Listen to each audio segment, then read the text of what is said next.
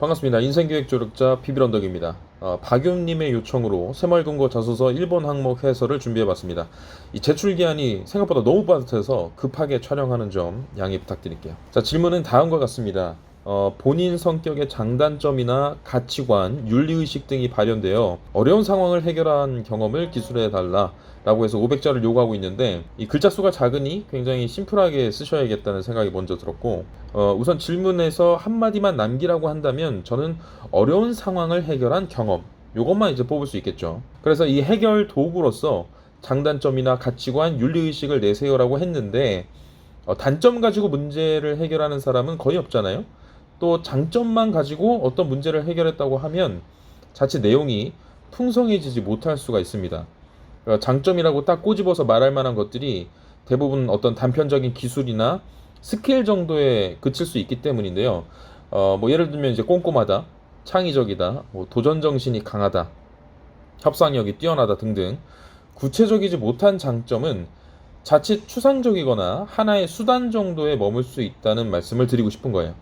그래서 제가 드리고 싶은 어떤 그 팁이라는 것은 가치관이나 윤리의식을 예로 들어서 이 문항을 한번 해결해 보시면 좋겠다라는 겁니다.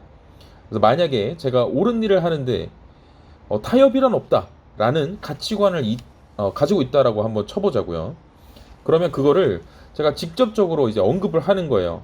근데 평소에 제가 가지고 있던 가치관, 옳은 일을 하는 데 있어서 타협이란 없다라는 부분을 이제 언급을 직접적으로 하면서 평소 이러한 가치관을 가지고 있었기 때문에 그 어려운 상황임에도 불구하고 저는 결코 물러서지 않았고, 근거가 될 만한 자료를 꼼꼼히 준비해서 옳은 방향에 대해 설득을 계속해서 거듭한 결과 모두의 공감을 이끌어낼 수 있었다.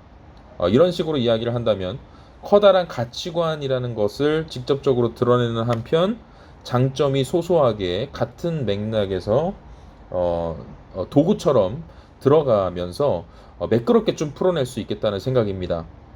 자, 한편 어려운 상황이 무엇이었는가, 그 경험 자체를 끄집어내는 데 있어서 어려움이 있을 수 있는데요. 제가 나름대로 범위를 한번 좁혀 드리도록 하겠습니다. 일단 우선적으로 개인적인 이익이나 목표 달성을 위해서 노력했던 상황은 배제하시는 것이 좋아요. 그러니까 질문의 워딩으로 쓰여 있는 것은 아니지만 이 항목에 걸맞는 정말 어려운 상황이라는 것은 공공의 이익, 좀 더 디테일하게는 내가 속한 어떤 조직의 문제를 해결하는 데 있어서 내가 직접적으로 기여했던 경험을 묻는다고 생각하시는 것이 좋습니다. 너무 거창하지 않게 생각해보면 많죠. 학과 내에서 이루어졌던 것, 아르바이트 하면서, 매장 내에서, 팀 프로젝트 사이에서, 봉사활동을 하면서 그 중간에 등등 어떤 어딘가의 일원으로 속해 있으면서 꽤나 어려운 문제들이 주어졌고, 그것을 풀기 위해서 내가 의견을 적극적으로 내고 직접적으로 행동을 취하고 여러 방면으로 설득을 했던 사례를 찾아내시는 게 베스트입니다. 제가 봤던 예를 들면 한 가지 사례는 이런 것이 있었죠. 동아리가 없어질 위기에 처해 있었는데 이를 극복하기 위해서 이미 졸업한 선배들에게 뭐 탄원서를 받으러 다니기도 하고, 재학생들은 학교 게시판에 평화적인 형태의 설문을 하기도 하면서, 그러니까 뭐 예를 들면 우리 동아리의 역사가 얼마나 깊은지, 얼마나 좋은 취지로 활동들을 해왔는지, 이런 부분들에 대해서 여러분들은 어떤 생각을 하시느냐, 공감을 이끌어내 보기도 하고, 그런 식의 활동들을 통해서 가까스로 동아리를 지켜냈다, 이런 내용도 있었는데, 제 생각에 이 정도면 굉장히 좋은 소재가 될 것 같습니다. 자, 다른 한편으로는 어려운 상황의 해결을 묻는 거잖아요. 자, 그런데 이제 마지막에 해결했다는 부분, 이 부분, 이게 객관적으로 진짜 문제를 해결했는가, 어떤 불편을 진짜로 해소시켰는가를 생각해 보셔야 됩니다. 여기에 부합하는가를 생각해 보셔야 된다는 겁니다.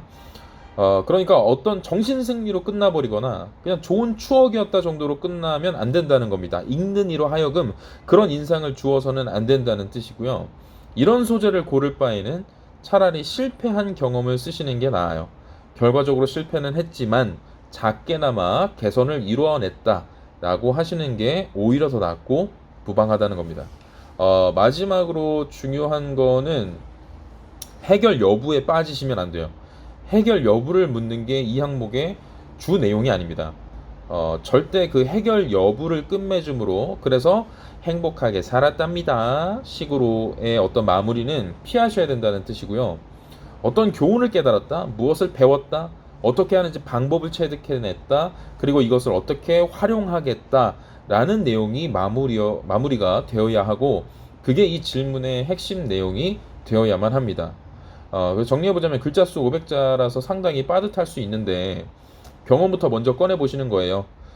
이러한 경험이 있다. 이게 왜 어려운 상황이었다. 그 이유를 먼저 말씀을 하시고, 이걸 시작으로 해서 문제 해결을 위해서 떠올린 나의 무기, 그러니까 가치관이나 윤리의식을 상기를 해냈고, 어떤 노력을 기울였다.